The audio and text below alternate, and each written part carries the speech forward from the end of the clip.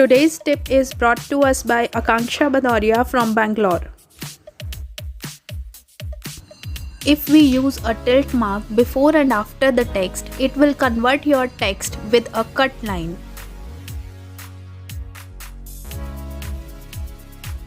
Tip number 2. If we use underscore mark before and after the text, it will convert the text into italic letters.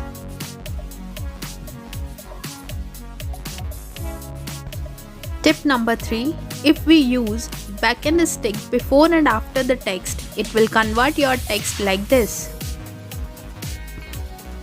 Tip number 4.